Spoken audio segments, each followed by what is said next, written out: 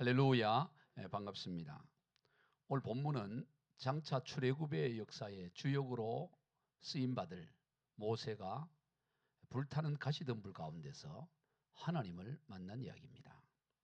앞서 모세는 놀라운 하나님의 역사와 섭리 가운데 애굽 왕궁에서 바로의 공주의 아들로 왕자의 신분으로 성장하였습니다. 그러는 가운데 그가 나이가 40이 되었을 때 동족 히브리인들을 구원할 비전을 품게 됩니다. 그리고 어느 날 왕궁 밖을 나갔더니 히브리인들이 애굽 사람들에 의해서 매를 맞고 폭행을 당하는 것을 보게 되었지요. 그걸 보고 그 폭행하는 그 사람을 때려서 죽여 모래더미에 묻어버린 일이 일어납니다. 그 사실이 애굽 왕 바로의 귀에 들리게 되었고, 바로는 모세를 잡아 죽이도록 하죠. 그래서 그 바로의 죽음을 피하여 모세는 미디안 광야로 도망가서 거기에서 40년의 세월을 보내게 됩니다. 그곳에서 한 여인을 만나 자녀를 낳고 40년 지나 80세가 되는 그런 상황이 되지요. 오늘 본문에 바로 그런 배경입니다. 그러한 40년의 세월을 모세가 보낼 때 어떠한 마음이 들었을까? 저는 목회하면서 종종 40 이후 80이 될 때, 특히 70대 후반 이때 모세의 심정이 어땠을까 종종 묵상을 하게 돼요. 여러분, 모세의 마음이 어땠을까요? 40년의 세월을 보낼 때 모세가 그때 내가 좀 모른 척하고 지나갈 걸 괜히 욱해가지고 끼어들어가지고 이 광야 여기에서 이래 내가 고생하고 있냐, 그들이 내가 그래도 뭐 고마운 줄도 모르고 다 그랬는데 괜히 내가 성질을 부려가지고 때려 죽여가지고 지금 내 이 생 고생하고 있다. 만약 그때 좀 참았으면 애굽 왕궁에서 정말 부귀영화 누리고 지금 좀 떵떵거리고 잘 살 텐데, 그때 그 욱하는 거 내가 못 참아가지고 내가 지금 이 고생하고 있냐. 여러분, 그런 생각이 모세가 들었을까요? 전혀 들지 않았을까요? 제 생각에는 들었을 거예요. 왜냐하면 저도 들어본 적이 있기 때문에. 왜 들지 않겠어요? 사람인지라 순간순간 그런 생각이 들었을 거라고요. 그러나 중요한 것은 모세가 그 생각에 사로잡히지 않았다라는 거예요. 그런 생각에 매여가지고 자학을 하거나 절망하지 않았다는 게 중요한 거예요. 여러분, 우리가 신앙생활을 하는 가운데 이런저런 생각이 우리에게 떠오르기도 하고, 그런 내가 왜 그랬을까 그런 생각이 들기도 해요. 그러나 중요한 것은 뭐냐? 그건 내 의지와 상관없이 떠오르는 거잖아요. 문제는 거기에 내가 매여 사로잡히지 않느냐, 그게 중요한 거죠. 모세는 그런 생각에 사로잡히거나 매여서 자학하거나 절망하지 않았다라는 거예요. 그때 그 모세의 삶에 대해서 히브리서 11장에서는 이렇게 기록하고 있습니다. 우리 24절부터 같이 읽어봅시다.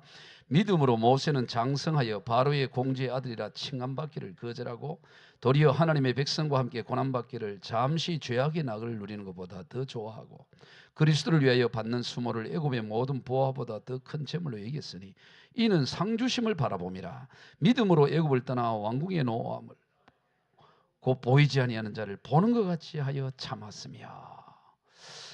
이 모세가 광야 40년의 여정 인생에 그것을 함축하여 기록하고 있는데, 여기에서 아주 중요한 말씀이 27절이에요. 그 27절을 세번역 성경에서는 이렇게 번역합니다. 같이 읽어봅시다. 믿음으로 그는 왕의 분노를 두려워하지 않고 이집트를 떠났습니다. 그는 보이지 않는 불을 마치 보는 듯이 바라보면서 견디어내었습니다. 모세 40년 세월이 그냥 지난 게 아니에요. 견디는 세월이에요. 견디어낸 세월이었어요. 어떻게 견디어낼 수 있었는가? 보이지 않는 분을 마치 보는 것처럼 늘 하나님을 바라보며, 그렇게 오직 하나님 바라보며 그런 40년의 세월을 견디어내었다, 그렇게 기록하고 있습니다. 중요한 것은 자신의 처지나 환경이 아니라 하나님을 바라보는 데 있었던 것이죠. 모세는 늘 하나님을 묵상했던 것입니다. 그러했기에 그는 그러한 어려운 삶의 처지 가운데서, 삶의 자리에서 주어진 일을 묵묵히 성실하게 감당했다라는 거예요. 오늘 본문 1절 읽어봅니다. 시작. 모세가 그의 장인 미디안 제사장 이드로의 양떼를 치더니 그 떼를 광야 서쪽으로 인도하여 하나님의 산 호렙에 이르매. 모세가 나이가 80이 됐는데도 장인의 양떼를 풀을 먹이기 위해서 그 광야 서쪽인 호렙산으로 이렇게 양을 치러 갔다는 거예요. 무슨 말입니까? 성실하고 부지런하게 그 일을 감당했다는 거예요. 자신의 양떼도 아닙니다. 장인의 양떼를 치는데도 그 양떼를 몰고 풀을 먹이러 다녔던 것이죠. 아니 내가 그래도 이 큰 나라 애굽 나라의 왕궁에 왕자로 산 몸인데 내가 이따위 양이나 치고 있을 그런 신세냐 말이야. 두고 봐. 언젠가 나도 이렇게 내 인생 다 보내지 않을까. 언제 한번 화끈하게 쨍하고 뜰 날이 있을 거야. 그러면서 과거 40년 전에 그 애국 왕궁에 있었던 세월 이야기하면서 그때는 말이지 하면서 그렇게 처가살이 하면서 빈둥거리고 그렇게 보낸 게 아니었다라는 거예요. 모세는 과거의 상황에 더 매이지 않고 지금 주어진 일에 충실하고 성실하게 그 일을 감당하는 거예요. 장인의 양떼를 성실하게 돕는 그런 그를 하나님께서 만나 주시는데 특별한 장소에서 만난 것이 아니라 모세가 늘 다니던 그 길, 늘 양떼 몰고 어제도 갔고 그저께도 가고 한 달 전에도 했던 늘 그 길, 그 길목에서 하나님이 그를 만나 주셨다는 사실이에요. 여러분, 하나님 우리를 어떤 특별한 장소에서 40일 금식 기도할 때 기도원에서 어떤 특정한 장소에서 우리를 만나주는 것이 아니라 우리가 일상적으로 생각하는 늘 아침 8시 되면 출근하고 저녁 6시 퇴근하고 전철 가기도 하고 늘 다니는 그 길, 늘 일상적인 그 일, 그 길 가운데서 하나님은 저와 여러분을 만나주기를 기뻐하시는 줄로 믿으시기 바랍니다. 하나님은 우리의 일상생활 삶 가운데서 우리를 만나주시는 거예요. 특별한 게 아니었어요. 다 성실하게. 여러분, 하나님께서 단 한 번도 게으른 사람을, 불성실한 사람을 쓰신 적이 없어요. 일의 규모와 상관없이 주어진 일에 성실하고 부지런한 사람을 그를 세워서 하나님은 하나님 일을 지금까지 성경 창세기부터 요한계시록까지 단 한 사람도 게으르고 나태한 사람을 쓰신 적이 없어요. 하나님은 그의 일의 규모와 사이즈가 어떠하든지 성실하게 부지런하게 감당하는 사람을 쓰시는 이스라엘의 12지파의 조상이 있던 야곱이 그랬습니다. 그 나중에 라반에게 자기의 지나온 세월을 따지듯이 말하면서 이렇게 말해요. 창세기 31장 40절 시작. 내가 이와 같이 낮에는 더위와 밤에는 추위를 무릅쓰고 눈붙일 겨를도 없이 지냈나이다. 야곱이 다 이제 처가살이 끝내고 아버지 집을 떠날 때 라반이 쫓아오는 거죠. 그럴 때 그 라반에게 그가 내가 지난 20년의 세월을 눈붙일 겨를도 없이 내가 장인 양떼 돌보면서 살았습니다. 이걸 세번역 성경에서 창세기 31장 40절에 같이 봅니다. 시작. 낮에는 더위에 시달리고 밤에는 추위에 떨면서 눈붙일 겨를도 없이 지낸 것, 이것이 바로 저희 형편이었습니다. 저는 장인 어른의 집에서 20해를 한결같이 이렇게 살았습니다. 두 따님을 저의 처로 삼느라고 10년하고도 4년을 장인 어른의 일을 해드렸고 지난 6해 동안은 장인 어른의 양떼를 돌봐왔습니다. 그러나 장인 어른께서는 저에게 주셔야 할 품삯을 10번이나 바꿔치셨습니다. 자 보세요. 20년의 세월을 장인 라반을 위해서 눈붙일 겨를도 없이 열심히 일을 했는데 장인은 그 노동에 대한 대가를 정상적으로 주질 않고 10번이나 품삯을 바꿔치기 했다는 거예요. 자 그럼 여러분 물어봅시다. 만약 여러분이 야곱이라면 이런 상황 가운데서도 열심히 눈붙일 겨를도 없이 성실하게 장인의 양떼를 돌보겠습니까? 아니면 어차피 열심히 해봐야 품삯도 제대로 안 주는데 뭐 대충 하지. 처산촌 벌초하듯이 그냥 대충 눈치 보고 이래 하시. 여러분 어떻게 하시겠어요? 대충 할 거예요. 어차피 품삯 제대로 안 줘. 10번에 발꽂히기 하고 그럼에도 불구하고 성실하게 할까요? 답하지 말아요. 이 야곱은 그럼에도 불구하고 눈붙일 겨를 없이 성실하게 부지런하게 일을 했다는 거예요. 일은 일이고 품삯은 품삯인 것이에요. 여러분 하나님은 빈둥거리고 요리조리 눈치 보고 그런 사람을 쓰신 적이 없어요. 언제나 하나님 바라보고 세상 사람 다 인정하지 않고 다 온갖 바꿔치기하고 다 해도 내게 주어진 일에 성실하고 양떼 잘 먹어야 되잖아요. 내가 빈둥거리면 양떼가 굶잖아요. 뭔 상관이야. 양떼 잘 돌보고 그런 사람을 쓰신다는 거예요. 야곱의 아들 요셉도 마찬가지예요. 그런 이복 형들에 의해서 이국만리 애굽의 노예 종살이하고 있을 때 일을 할 맛이 나겠어요? 여러분 같으면 팔려갔는데 형들에 의해서 팔린 남도 아니고 일을 할 맛이 나겠어요? 일하고 싶지 않을 거라고요.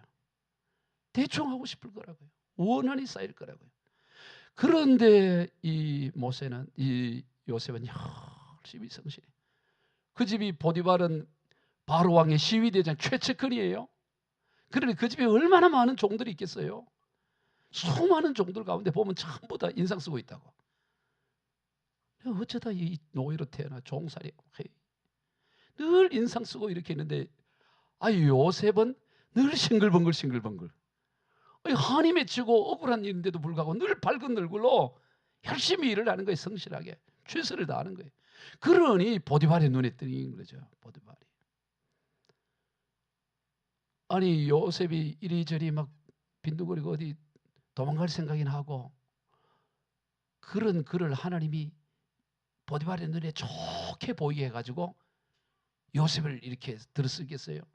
나쁜 것을 좋게 보이게 하지 않아요. 하나님은 좋은 것을 좋게 보이게 하는 거예요. 요셉이 좋은 삶을 사니까 보디발의 눈에 좋게 보이게 하신 거예요. 그래서 그를 들어쓰시는 거 아니겠어요?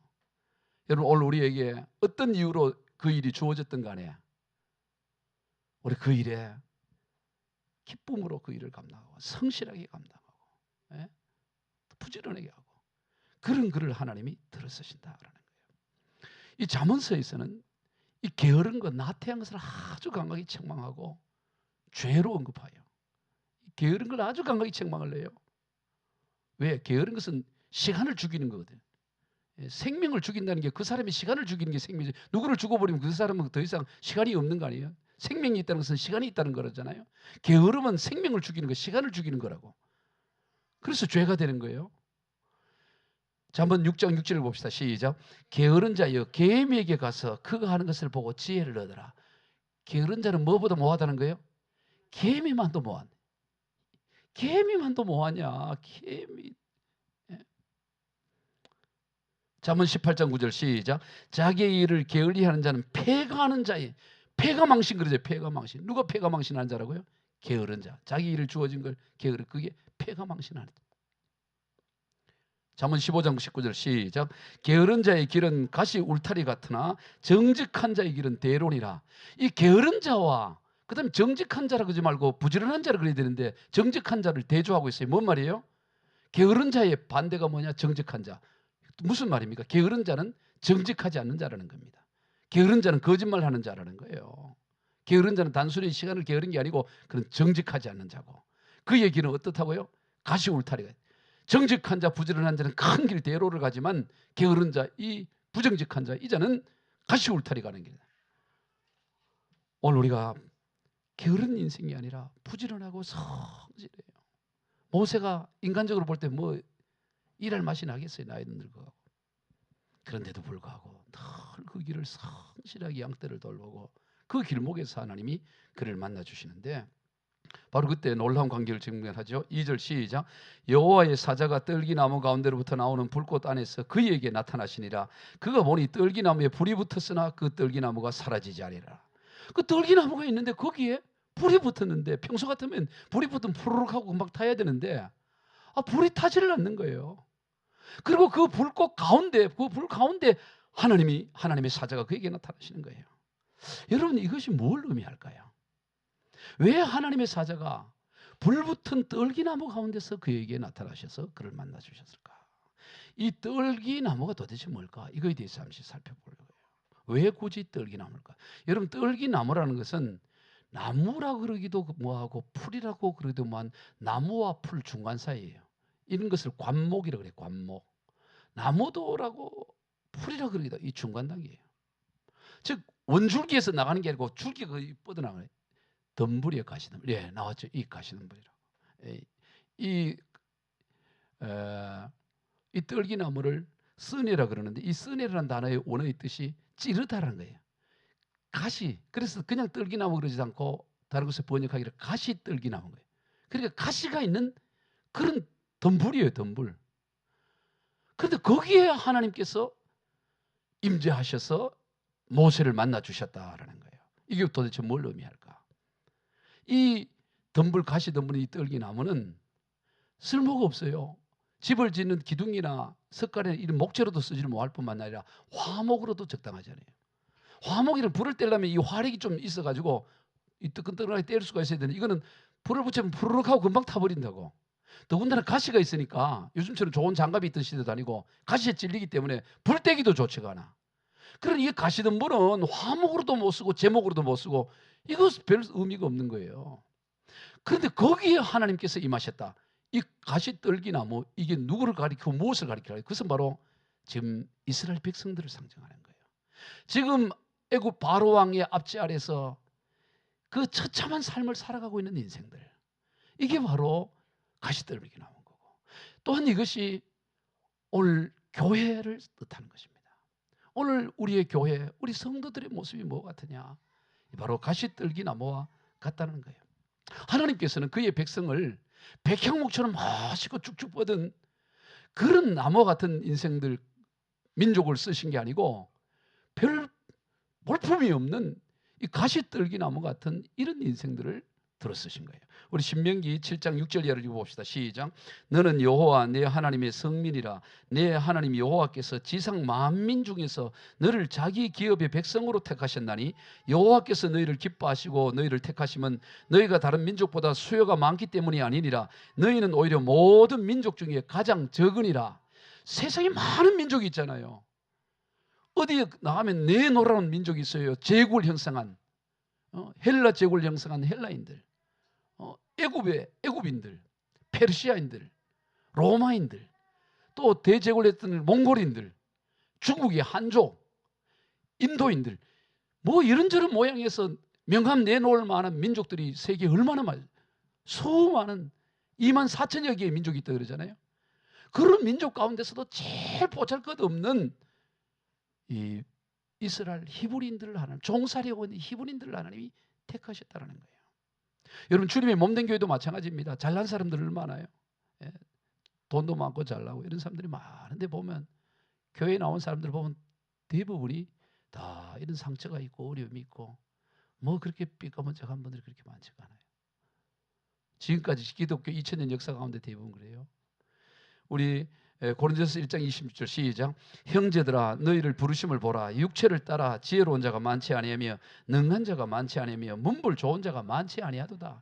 여러분, 부유하고 이런 복음이 별로 필요하지가 않아. 다 상처 있고 쪼개지고 깨어지고 실패하고 부도나고 병들고 다 갈등이 있고 그런 사람들이 주로 주님 앞에 나와요. 지난 2000년 기독교 역사가 그랬어요. 그런 이들을 통해 교회 공동체가 세워진 것이죠. 왜 하나님께서 그랬을까? 왜 좀 백향목 같은 그런 멋지고 멋있는 그런 사람, 그런 민족, 페르시아 민족, 지금도 자부심을 가지잖아요. 그런 민족, 멋진 민족, 그런 사람들 쓰면 좀 폼도 나잖아요. 근데 지금도 그냥 어렵게 살아가고 있고 그런 히브리인들, 그런 유대인들, 또 교회도 마찬가지고 왜 그런 사람을 쓰고 그런 공동체를 세워 하나님이 일을 하실까? 그 이유에 대해서 고린도서 1장 28절 29절입니다. 시작. 하나님께서 세상의 천한 것들과 멸시받는 것들과 없는 것들을 택하사 있는 것들을 폐하려 하시나니 이는 아무 육체도 하나님 앞에서 자랑하지 못하게 하려 하심이라. 왜 그러셨다고요? 아무 육체도 자랑하지 못하게. 하나님 앞에서 자랑하지 못해. 자랑한다는 게 뭐예요? 자기를 의지하는 걸 말이죠. 하나님 앞에서 자기를 의지하지 않고 오직 하나님만 자랑하고 하나님만 의지하도록 하기 위해서 자기가 자기를 봐도 별품 없다고 여겨지는 그들을 불러서 떨기나무, 가시떨기나무 같은 목재로도 그리고 화목으로도 쓸 수 없는 그런 인생을 불러서 하나님의 백성으로 하나님의 교회로 세우고 계신다는 거예요. 오직 하나님만 바라보기에. 사사기서에서 하나님께서 이스라엘의 사사로 세우기 위해 기드온을 찾아오셨을 때 기드온이 뭘 하고 있었냐?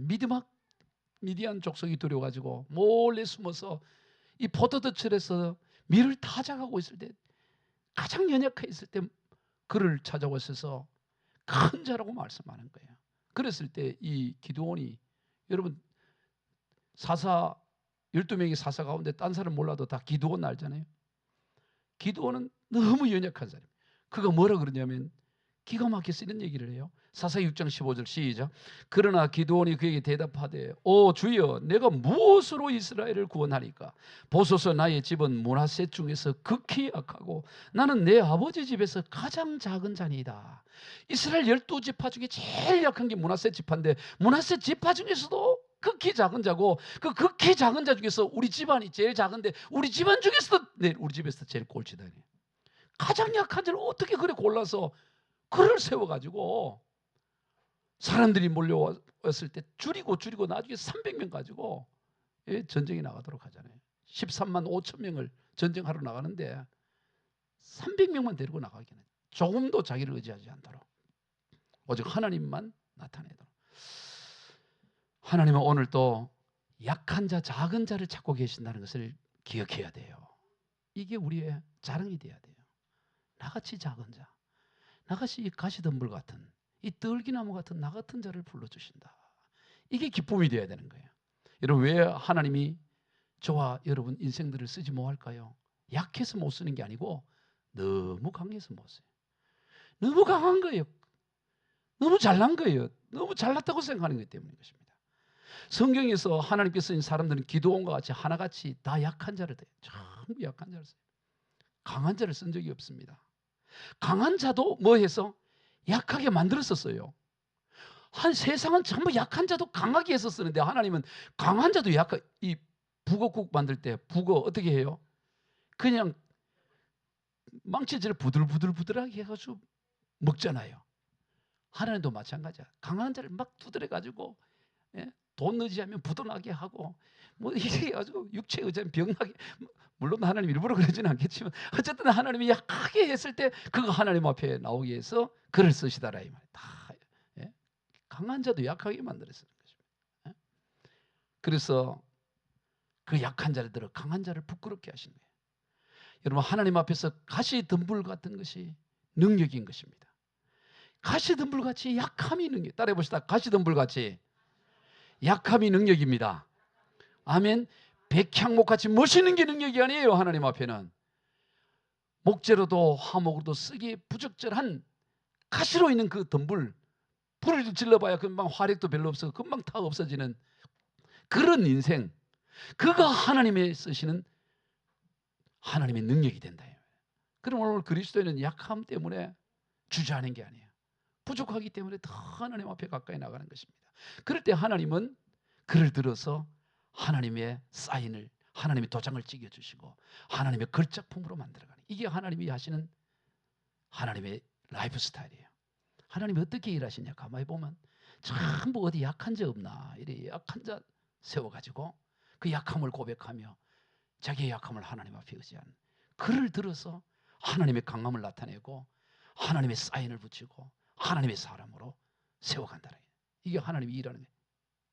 저희도 한번 얘기했습니다마는 1942년에 지난 20세기 동안에 가장 탁월한 천재 작가 그러면 이 파블로 피카소를 말해요. 피카소는 작품도 기네스북에 기록이 될 만큼 많은 작품을 남겼어요. 약 10만 점의 작품을 남겼어요. 그 엄청난 작품을 만들어요. 피카소. 그런데 이 피카소가 어느 날 길을 가다가 고물상에서 버려진 자전거를 발견한 거예요. 다 버려진 쓸모없는 그 버려진 자전거를 자기 작업실로 가지고 와서 작품을 만드는데 한번 보여드릴까요? 이런 작품을 만드는 거예요. 이게 제목이 뭐냐? 황소머리. 안장을 머리처럼, 그리고 핸들바를 붙여가지고 청동을 입히니까 저런 작품이 나오는 거예요. 그냥 고물상에 그 고물 더미에 있던 자전거를 이걸 가지고 와서 청동을 입히니까 이 작품이 만들어지는데, 이게 피카소의 아주 대표적이고 독창적인 창의적인 작품으로 알려져요. 이게 1993년에 영국 런던 경매시장에서 경매가 붙었는데 이게 얼마의 경매가 되느냐? 그 당시 우리 돈으로 293억에 낙찰이 됐어요. 돈 얘기하니까 이제 눈을 뜨네. 여러분 293억에 낙찰됐다고. 93년도에. 저거 원가 얼마 되겠어요? 저 고물 저거 처리하는데 오히려 돈 붙여, 동사무소 전화해고 5천 원을 붙여가 이게 팔아야 될 거라고. 붙여갖고. 그런데 이 거장의 손에 잡히니까 걸작품이 만들어지는 거예요. 하나님도 마찬가지입니다. 거장 중에 거장인 하나님은 누구를 찾아서 이 위대한 걸작품을 만들어가냐? 어디 약한 자 없냐 이 말이에요. 약한 자를 들어서 그를 하나님의 능력을 나타내고 하나님의 권능을 나타내요. 하나님의 작품으로 만들어가는 거죠. 이게 하나님이 일하는 라이프 스타일이에요. 그러므로 오늘 우리는 끊임없이 하나님 앞에 나의 약함을 고백하고 내 인생이 가시덤불 같음을 주님 앞에 하나님 내 인생은 가시덤불 같아요. 내놓을 게 없어요. 주여 내게 임하여 주시옵소서. 내 인생 주님의 손에 쓰임 받기를 원합니다. 그럴 때 하나님께서 그 인생을 하나님의 전능하신 그 위대한 손에서 들어 쓰시는 거예요. 여러분 하나님 앞에 쓰임 받으면 인생이 놀랍게 달라져요. 별것 아닌 것 같은데 제가 이 피카소 작품을 보면서 궁금한 게 또 생겼어요. 미술 작품 중에서 세계에서 가장 비싼 미술 작품이 뭘까 한번 자료를 찾아봤더니 그게 뭔가 봤더니 누구나 세계의 사람이 누구나 다 인정하는 게 모나리자예요. 모나리자. 화장지 아니에요? 모나리자인데 이 모나리자가 얼마나 하냐. 이 모나리자는 레오나르도 다빈치가 그 1503년부터 6년까지 만든 작품인데 크지도 않아요. 가로가 53cm, 세로가 77cm. 요만한 작은 거라고. 근데 이게 얼마나 대단하냐면 지금 프랑스 루브르 박물관에 있는데 이걸 보기 위해서 프랑스 루브르 박물관에 1년에 1000만 명이 오는데 800만 명 중에 이거 보러 온다는 거예요. 사람이 그 사람들 궁금하죠. 저거 팔면 얼마냐. 이거 팔 수가 없어. 경매시장이 나오질 않아요. 하도 이게 얼마냐 그러니까 프랑스 정부에서 얘기를 해줬어요. 자료가. 여러분 저 얼마 정도 얼마면 저거 팔 수 있냐. 얘들 이 경매 시장이 나면 얼마 정도 될 거냐 하도 모르니까 프랑스 정부에서 뭐라 그랬냐면 약 크게 한 40조 정도로 본다. 40조. 왜 1년에 들어오는 그 사람들의 그 루브르 가는 걸 입장권 계산을 했을 때 저거 하나 40조 정도 되네. 여러분 모나리자 알죠?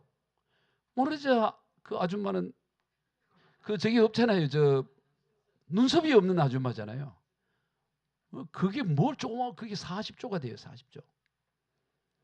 그 정도 그림은 말이죠. 지금 대학교 미대 입시생들 저 미술학원에 아무나 불러도 그거 그리려면 그 정도 그릴 수 있을 것 같아요. 못 그릴 것 같아요? 그저 보고 이렇게 그리려면 뭐 그거 그리겠지. 나도 열심히 하면 그릴 자신이 조금 있는데 모르지만 하여튼 열심히 그리면 뭐 그 눈썹 없는데 뭐 그리면 되지. 설령 그렇게 그 미대생이 그랬다고 쳐봅시다. 그려놓고 똑같이 그려놓고 내가 이제 그 40조 전에 좀 짜기나 내놓습니다. 4조에 살 사람. 살 사람 누가 있어? 4조는커녕 4만 원에도 살 사람이 없을 거라고. 4만 원에도. 4만 원 사겠어요. 똑같이 그렸다 하더라도 더 잘 그렸다 하더라도 더 잘 그리면 거기 눈썹을 붙여서 했어요. 없는 눈썹 만들어줬어. 그러면 더 비싸야 될 거 아니겠어요? 4천에도 안 산다고 눈썹 붙이면은 왜 그 차이가 누굽니까? 누가 만들었냐 누가. 레오나르도 다빈치가 만들었냐 그냥 미대 입시생이 만들었냐. 차원이 다르다고. 누구 손에 쓰이느냐 누구 손에. 하나님 손에 쓰이는 인생이 돼야 될 줄로 믿으시기 바랍니다. 하나님 손에 쓰이면은 하나님 수준의 작품이 되는 거예요. 오늘 저와 여러분은 하나님 수준이에요. 그러니까 하나님이 쓰려는데 재료가 있어야 되잖아요. 뭘 그림을 그리면 화선지가 있고 뭐 이렇게 물감이 있듯이 하나님은 어떤 화선지 어떤 물감을 찾냐. 약한 가시덤불 같은 하나님 나는 부족해요. 나는 어찌할 수 없어요 하고 자기의 약함을 드려요. 나는 가시덤불 같은 인생입니다 라고 구하는 인생을 하나님이 쓰시는 줄로 믿으시기 바랍니다. 그리고 오늘 본문에 보면 하나님께서 이 그 가시덤불 가운데 있는데 놀라운 것은 그 가시덤불이 타서 재가 되지 않더라는 거예요. 원래 불이 붙으면 금방 타서 재가 돼야 되는데 재가 안 되는 거예요. 이게 도대체 뭘 의미할까? 왜 재가 되지 않도록? 이 불을 성경에서 나타낸 불은 여러 가지 의미가 있지만 지금 이스라엘 백성들은 지금 가시덤불 같은 인생이 불이 붙은 것 같은 인생이 지금 압제를 당하고 있잖아요. 고난을 당하고 있다. 성경은 많은 경우 불을 고난을 상징하는 경우들이 많아요. 물론 여기서 하나님의 영광과 임재를 나타내기도 합니다. 그러나 고난 가운데 있는 거예요. 지금 저들은 너무 깊은 고난 가운데 종살이 430년을 종살이하고 있잖아요. 고난의 불 속에 있지만 중요한 것은 뭐냐? 소멸되지 않더라라는 거예요. 왜? 그 불 가운데 하나님이 함께하고 계시기 때문에. 여러분, 우리가 이걸 기억해야 돼요. 하나님께서 우리와 함께 하시는, 하나님이 우리에게 임재하시게 되면 어떤 불이 우리 가운데 붙어도 그것이 우리 인생을 소멸시킬 수가 없다는 거예요. 타서 죄를 만들 수가 없어요. 이게 신비예요. 틀림없이 불은 붙었는데 태우지를 못해. 저도 목회 여정 인생을 돌아보면 많은 불 같은 게 붙어요. 그런데 태우지를 못해. 신기해요. 타서 없어져야 될 것 같은데 없어지질 않아. 왜? 하나님의 임재, 하나님이 그 불꽃 가운데 있는데 타면 어떤 의미예요? 하나님이 타서 지는데 하나님을 태울 수 있는 불이 어디 있겠어요? 성령이 우리 인생을 주도하고 있고 성령이 우리 안에 성전 삼고 우리 안에 계시고 있는데 우리 인생에 어떤 불이 붙은들 그 우리 인생을 태울 수 있는 게 뭐가 있겠어요? 그 우리 인생을 태운다는 건 그 속에는 하나님을 태워버린다는 얘기인데 하나님을 태울 수 있는 불이 어디 있겠습니까? 문제는 뭐냐? 스스로 포기해버리는 거예요. 스스로 불신앙적으로 무릎을 꿇어버리는 거예요. 아이고 안 되겠다고 포기하고 배신하고 떠나버리는 거예요. 믿음 안에 서 있기만 하면 어떤 인생의 불도 저와 여러분을 태울 수가 없는 것입니다. 아멘. 지금도 우리 인생 가운데 불이 붙어요. 지금도 고난의 불이 붙습니다. 이 시절뿐만 아니라 언제나 지난 수천의 역사, 기독교 역사 가운데 보면 항상 불이 붙어요. 예상치 못한 데 불이 붙습니다. 요즘은 그런 시대. 요즘도 마찬가지예요. 우리 디모데후서 3장 12절 시작. 무릇 그리스도 예수 안에서 경건하게 살고자 하는 자는 박해를 받으리라. 아멘. 진짜 예수 믿으려고 하면, 진짜 그리스도인으로 삶을 살려고 하면 가짜로부터 공격을 당한다고요. 우리 지난 시간에 유사 그리스도인 얘기했잖아요. 가짜 흉내내는 이들로부터 반드시 공격을 당해야 돼. 별나게도 믿는다. 흉내내는 이들로부터. 그러니 그 세상으로부터는 당연히 당해. 정말로 하나님을 믿고 경건하게 살면 박해받는 것은 정상이에요. 2025년들은 갈로 열고 예외 이렇게 하지 않아요. 다 항상 예외가 어디 있어요. 경건하게 살고자 하면, 정말 경건하게 살고자 하면 박해를 받는 건 당연한 일이 되는 거죠. 베드로전서 4장 12절 시작. 사랑하는 자들아 너희를 연단하려고 오는 불시험을 이상을 당한 것 같이 불시험을 이상하게 여기지 마라. 누가 여름 박해하고 왜 굳이 그 예수를 믿어도 그래 믿어야 되냐. 오늘 요즘 날씨 얼마나 좋은데 놀 때도 젊어서 놀아야지. 노세 젊어서 노세. 그런 말도 모르냐. 늙을 때 늙으막 할 때 교회 다니면 되지. 굳이 지금 다닐 게 뭐가 있냐. 여러분 그렇지 않아요. 불시험이 옵니다. 이런저런 어려움이 와요. 그걸 당연하게 얘기해야 돼요. 왜 그럴까? 이렇게 얘기하면 안 되는 것입니다. 예수 믿으면 고난당하는 건 필수라는 게, 필수 과목이라는 거예요. 여러분 국어 국문학과를 졸업을 하는데 국어 국문에 관해서 전공을 필수하지 않고 내 교양만 생물, 도덕 이런 것만 공부해서 졸업할 수 있겠어요? 필수 과목 있잖아요. 법과를 졸업하는데 헌법, 형법, 민법 이거는 필수 과목이라고. 그건 안 하고 그저 다시 교양 과목, 행정 이런 것만 해가지고 졸업할 수 있냐고. 우리 예수 그리스도를 믿는 경건하게 살고자 하는 사람 박해는 필수라고요. 고난당하는 필수입니다.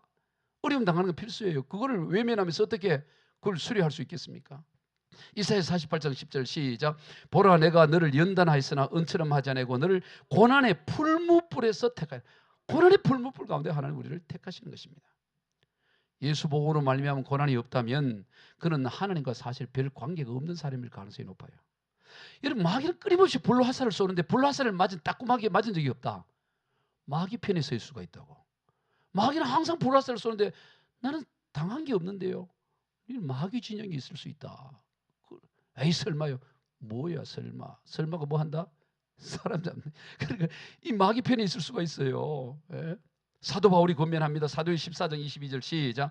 제자들의 마음을 굳게 하여 이 믿음에 머물러 있으라 권하고 또 우리가 하나님의 나라에 들어가려면 많은 환난을 겪어야 할 것이라 하고. 여러분 하나님 나라에 입구에 섰을 때 우리가 내놓을 리스트 목록이 뭐냐? 환난 겪은 목록이에요. 너 이 땅 가운데서 환난 당한 게 뭐가 있냐? 나를 위해 뭐 어려움 당한 게 뭐가 있냐? 손해 본 게 뭐가 있냐? 너 억울한 게 뭐가 있어? 그거 리스트 한번 내보라는 거예요. 근데 그 리스트가 하나도 없다. 그럼 너 여기 들어올 게 아니고 저쪽도 내려가라. 이럴 수가 있어요. 외부로부터는 시험뿐만 아닙니다. 내적인 정죄감 그리고 죄의식 이런 것들이 끊임없이 일어나요. 이런 것이 없다. 외부 어려운 환난뿐만 아니라 우리 내면 안에서 또 정죄감과 죄의식이 얼마나 불처럼 우리를 삼키려고 하기도 합니다. 그러나 중요한 것은 그런 것들이 결코 하나님의 백성을 무너뜨릴 수 없다라는 거예요. 믿음 안에 딱 정신을 딱 세우고 서면 감당할 자 없어요. 딱 버티면 다리에 힘주고 버티시기 바래요. 아랫배 힘주고 딱 버티면 이길 수가 있다고. 어떤 환난이 오더라도 누가 다 달려들어도 내가 믿음으로 돌파하겠다고 결단하면 감당할 수 있어요. 근데 결단하지 않는다고. 아직 환난이 오기도 전에 저 온다는 소문 듣고 어디 숨어버린다고. 온다는 소문 듣고 스스로 약해져 있지. 어떤 환난이 오더라도 상관없다. 믿음으로 돌파하려야 되는 것이에요. 소멸될 2절 한번 다시 읽어보세요. 시작. 여호와의 사자가 떨기나무 가운데로부터 나오는 불꽃 아래서 그에게 나타나시나 그가 보니 떨기나무에 불이 붙었으나 그 떨기나무가 사라지지 아니하니라. 보세요. 이스라엘 백성이 오늘 본문에서도 앞장에 보면 그 이스라엘 백성들이 수가 급격히 늘어나니까 어떻게 합니까? 저거 어떻게 하면 늘어나지 않게 할까 하다가 머리를 쓴 게 일을 고되게 시키는 거예요. 계속 일을. 그냥 이 벽돌을 만들려면 짚을 줘야 되는데 짚도 안 주고 그냥 막 일을 시키고 온갖 고생을 시키면 너무 지치니까 집에 가서 씻지도 못하고 잠들게 만들어버린 거예요. 잠이 일어나면 아침에 또 출근해야 되고 막 그러도록 계속 일을 돌리는 거예요. 그런데 그 상황에서 애가 만들어져요. 그것도 신기하죠. 계속 일을 시키는데 계속 애는 태어나. 놀라운 하나님의 은혜예요. 그러니까 이번에는 안 되겠다. 이젠 남자아이 태어나면 죽여버려라. 죽여야 되는 그 남자아이 태어날 그 조산 그 하는 그 분이 왔는데 이들이 하나님을 경외하다 보니까 이것도 안 통해. 아예 법을 만들어야 돼. 그런다고 수가 줄어드느냐? 그렇지 않는 거예요. 바로왕이 아무리 무슨 수를 쓰더라도 하나님의 역사, 이 불꽃을 끌 수가 없는 거예요. 끌을 수. 여러분 오늘 우리가 이 땅을 살아가면서 저와 여러분을 무너뜨리기 위해서 사단 마귀가 별수를 다하고 별난 계획을 쓰고 별걸 다 하더라도 결코 우리를 무너뜨렸어요. 한번 따라해보세요. 전능하신 하나님 살아계시고 하나님 몰래 일어나는 것은 아무것도 없습니다. 아멘. 하나님이 다 지켜보고 있어. 염려할 거 없어요. 그냥 버티면 되는 거야. 모세가 어떻게 버텨가요? 보이지 않는 하나님을 늘 보는 것처럼 하고 견뎌낸 거예요. 하나님 바라보고 견디는 거야. 흔들리지 않고 담대하게. 그를 누가 이기겠어요? 그를 이길 수 있는 자가 아무도 없는 거예요. 오늘 그런 이 모세에게 하나님이 말씀을 하십니다. 뭐라고 말씀하시냐면 내 발에서 신을 벗으라. 오늘 보면 5절 같이 봅시다. 시작. 하나님이 이르시되 이리로 가까이 오지 말라. 내가 선 곳은 거룩한 땅이니 내 발에서 신을 벗으라. 하나님이 이제 모세에게 사명을 주면서 우리 생각에는 신을 단단한 신을 신으라 이래야 될 것 같잖아요. 너 저 가서 나이키를 사든 아디다스를 사든 뭐 이렇게 든든한 신을 신으라. 그래야 뭐 일을 하려면 든든하게. 아니면 산을 가는 뱀도 있으니까 이제 장화를 신으라. 뭐 이렇게 든든하게 뭘 해라 그래야 될 텐데 하나님 뭐라 그래요? 신을 벗으래요. 신을. 도대체 모세에게 왜 신을 벗으라 그랬을까? 신이 무엇을 의미하는 것일까? 여러분 신은 어떤 역할을 하죠? 발을 보호하는 역할을 하잖아요. 걸어 다니는데 발을 보호하고 안전하게 하는 게 있잖아요. 근데 신을 벗어버린다는 건 뭔 말이에요? 발의 보호를 받지 못하는 거예요. 우리 경찰서 사역을 이렇게 보면 이 범죄자들을 이제 잡아오면 포승줄에 묶고 수갑을 채워서 꽁꽁히 잡아오는데 오면 제일 먼저 하는 게 뭐냐? 신발을 벗겨버려요. 신발 벗기고 뭐를 신냐면 슬리퍼를 신게 합니다. 다 슬리퍼 신고 다녀요. 포승줄에 묶여서. 운동화 신는 사람 한 사람도 다 슬리퍼 신어. 왜 그럴까요? 슬리퍼 신으면 뭘 뭐해요? 빨리 도망을 못 가. 미끄러져 가지고. 근데 운동화라도 이런 구두를 신으면 자기 이게 딱 맞는 신을 신겨놓으면 이게 빨리 도망갈 수 있다고. 근데 슬리퍼가 크거나 이게 미끄러지기 때문에 빨리 도망을 못 가는 거예요. 그래서 수사관들이 끄는 대로 가는 거예요. 근데 이리 와 가자. 그냥 끌려가는 거예요. 신을 벗는다는 건 뭔 말이냐? 자기로 자신을 보호하는 것이 아니고 전적으로 이끄시는 대로 하나님이 이끄시는 대로 따라가는 게 그게 거룩이다. 내가 산 땅은 거룩하다. 신 벗으라. 신 벗는 게 거룩이고 거룩이 신 벗는 거예요. 즉 자기를 의지하지 않고 오직 하나님의 인도함을 따라가는 거예요. 이리 가자 그러면 이리 가고 저리 가자 그러면 저리 가고 그냥 하나님 인도하는 대로. 지금 너가 해야 될 일은 뭐냐? 절대 순종. 네 생각, 네 고집 다 내려놓고 내가 이끄는 대로 가. 이게 하나님께서 그에게 맡겨주는 사명자의 자세를 보여주는 거예요. 그리고 나서 그 다음에 이게 뭐라 그럽니까? 오늘 8절부터 10절 한번 읽어봅시다. 시작. 내가 내려가서 그들을 애굽인의 손에서 건져내고 그들을 그 땅에서 인도하여 아름답고 광대한 땅, 젖과 꿀이 흐르는 땅, 곧 가나안 족속, 헷 족속, 아모리 족속, 브리스 족속, 히위 족속, 여부 족속의 지방에 데려가라 하노라. 이제 가라. 이스라엘 자손의 부르짖음이 내게 달하고 애굽 사람이 그를 괴롭히는 학대도 내가 보았으니 이제 내가 너를 바로에게 보내어 너에게 내 백성 이스라엘 자손을 애굽에서 인도하여 내게 하리라. 자, 여기에서 강조드린 게 있어요. 그게 뭐냐면 내가 하라는 단어이 내가. 자, 신을 벗게 하고 나서 하나님이 내가 일할 거야. 너는 그저 나를 따라. 내가 가자는 대로 가. 내가 내려 8절에 내가 내려가서 그 다음에 9절 하반절에 내가 보았으니 10절 상반절에 이제 내가 너를 바로에게 보내요. 전부 하나님이 하겠다는 거예요. 이 출애굽의 역사. 모세가 어떻게 할 수 있어요? 모세가 내가 할 테니까 이거 내가 한다. 내가 할 테니 너는 그냥 나의 하자는 대로 하자 이 얘기인 것입니다. 여러분 하나님 우리에게 일을 맡기실 때 그냥 던져놓고 한번 해봐. 내 잘하면 상 줄게. 너 안 나면 혼난다. 열매 없으면 혼날 거야. 열심히 해. 그러질 않아요. 하나님 우리 일을 맡기실 때 내가 할게. 너는 그저 신발 벗고 날 따라오만 와. 늘 말씀을 하죠. 하나님의 일이라는 것은 하나님이 하신 일만이 하나님의 일이에요. 하나님께서 나를 통해서 하신 일만이 하나님의 일이지 내가 하나님의 일을 한 것은 다 지 일이라고. 그런 자의 특징은 화를 잘 내요. 혈기를 잘 내요. 자기 마음에 맞지 않으면 전부 자기 일을 하는 거예요. 자기 마음에 안 들으니까 막 화내고 성질내고 하나님 일이라 그러지만 전부 자기 일을 하면서 그러는 거예요. 근데 하나님이 일을 하게 되면 뭐 하는지 아세요? 누가 뭐라 하더라도 그냥 그 인도하고 받아 따라가는 거예요. 이게 하나님의 일이에요. 왜? 내 일이 아니라고. 나를 통해서 하나님이 일을 하는 거예요. 모세가 하는 게 아니에요. 모세가 왜 저 가나안 땅에 못 들어갔습니까? 혈기내다 못 들어갔잖아요. 왜요? 그게 자기 일이라고 생각한 거야. 내가 이 출애굽의 주역이라고 생각한 거예요. 내가 한다고 생각한 거예요. 그래서 하나님 그 따끔하게 너가 왜 혈기를 내? 네가 뭔데 네가 화를 내냐? 너 아웃 이래갖고 못 가잖아요. 강조하는 거. 이 출애굽의 역사 내가 한다. 너는 그저 신발 벗고 날 따라와봐. 내가 내려가서 한다는 거예요. 그런데 또 여기서 하나 우리가 주목할 수 있는 메시지 뭐냐? 이제 가라는 거예요. 제가 이번에 말씀을 준비하면서 이제 가라. 이제 가라. 이 이제라는 단어, 이제라는 단어. 이제라는 이 단어 영어로 now, at this time. 한번 따라해 봅시다. now, at this time. 예, 어디 갔나? 예, now, at this time. 지금 알아야 되는 거예요. 모세는 40년 전이 그때인 줄가 그때가 자기가 가야 될 때인 줄 착각한 거야. 뭐 힘있고 왕궁에 있고 뭐 사람 인맥 떼고 막 이때 내가 뭔가 하나님 위해 할 수 있다 그랬는데 하나님은 그때가 아니고 지금 네가 가야 될 때야. 여러분 우리가 여기서 착각을 해요. 내가 뭔가 가지고 뭔가 할 수 있어 이때야말로 하나님 일을 할 때입니다 하고 생각하는데 아니야. 지금이야 지금. 이제 가는 거야. 이제 가라. 이걸 들어야 되는 것입니다. 우리가 하나님보다 앞서가면 할 경우가 많아요.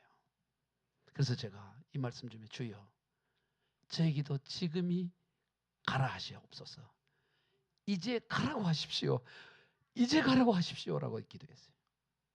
그러면 이제는 언제냐? 따라 봅시다. 이제는 하나님이 말씀하시는 그때가 이제이다. 아멘. 하나님이 말씀할 그때가 이제예요. 하나님이 사인이 떨어질 그때가 이제라고. 내가 볼 때는 지금이 아니라니까. 우리 교회도 주여 이제 지금 주여 아멘. 이제 가라 이제. 모세 80 가까울 때 도대체 언제입니까? 하나님 언제입니까? 예? 언제입니까? 이렇게 했는데 주여 이제 가라가 지금 오늘 우리 새생명 교회 가운데 저에게 우리 성도들 가운데 그대로 적용되게 하여 주옵소서. 설교 준비하다가 기도가 나오더라니까. 이제가 지금입니다. 우리도. 예. 하나님이 하십니다. 하나님이 말씀하실 그때가 이제 가야 할 때예요. 말씀을 정리합니다. 가시덤불 같은 우리의 인생 가운데 하나님이 찾아오셨어요. 백향목하고 화려하고 멋진 나무 가운데 소나무 가운데 그런데 임한 것이 아니고 가시덤불 같은 인생. 보잘것없는 인생. 그런 인생 가운데 하나님 우리를 찾아오셨다. 이게 얼마나 감사한 일이에요. 그러므로 우리의 약함이 부끄러움이 아니고 오히려 날마다 하나님 앞에 자신의 약함을 드러내는, 그래서 하나님이 쓰시는 재료가 되어야 돼요. 하나님은 오늘도 어떤 재료를 쓰느냐? 약한 거, 누구 어디 약한 거 없냐? 약한 자 없냐? 오늘도 그 사람을 찾는 거예요. 고물 상에서 그 낡은 고물 자전거를 가지고 이 위대한 작품을 만든 것처럼 하나님도 이 고물 같은 연약한 인생들 가운데서 찾는 거예요. 약함을 인정하는 인생. 그러므로 오늘과 그 약한 가운데서도 언제나 부지런해야 돼요. 성실해야 돼요. 왜 내가 이런 일을 하고 내가 이거는 하려고 이러려고 내 일을 아니에요. 하나님 바라보며 보이지 않는 분을 보는 것처럼 늘 바라보며 부지런하고 성실하게. 그리고 어떤 고난이 우리 가운데 올지라도 결코 그것이 우리를 불살을 수 없다. 나를 죄를 만들 수 있는 게 아무것도 없다. 그들이 너를 치나 너를 이기지 못한다. 이 예레미야를 부르실 때 하나님 말이죠. 예레미야를 부를 때 예레미야가 하나님 나는 아이입니다. 어린 아이에 지나지 않습니다. 왜 나 같은 사람 씁니까? 하나님이 아니다. 내가 너를 모태에서 짓기부터 전부터 너를 택했어. 내가 너를 견고한 성읍 쇠기 등 녹성벽이 되게 했어. 어떤 것도 너를 지나 너를 이기지 못할 거야. 너 담대하게 나가. 너 그러면 너 사명 감당할 수 있어. 그래서 예레미야 사역 감당하잖아요. 오늘 우리 인생도 마찬가지예요. 가시덤불 같은 인생 가운데 있을지라도 어떤 인생의 불이 우리를 불사르지 못해. 왜? 우리 인생 가운데 하나님이 함께하고 계시기 때문인 것입니다. 그러므로 우리는 언제나 우리의 신을 벗고 오직 순종하고 나갈 때 하나님이 우리를 들어 쓰시는 이 걸작품 같은 교회, 걸작품 같은 가정과 인생이 될 줄로 믿습니다. 우리 모두 그런 복을 받으시길 주 예수 그리스도로 축복합니다. 기도하겠습니다. 하나님 감사합니다. 오늘 우리 인생을 돌아보면 가시덤불 같은 어느 것 하나 내세울 것은 보잘것없는 인생이지만 그러한 우리의 인생을 찾아오신 하나님 너무너무 감사합니다. 오 하나님, 이 감사에 어떤 형편에 처할지라도 항상 부지런하고 성실하며 주어진 일을 감당하게 하시고 어떤 고난의 불 가운데서도 뒤로 물러서지 않고 믿음으로 돌파하며 하나님 바라보며 나가 승리하게 하여 주시옵소서. 축복하며 예수님의 이름으로 기도하옵나이다. 아멘.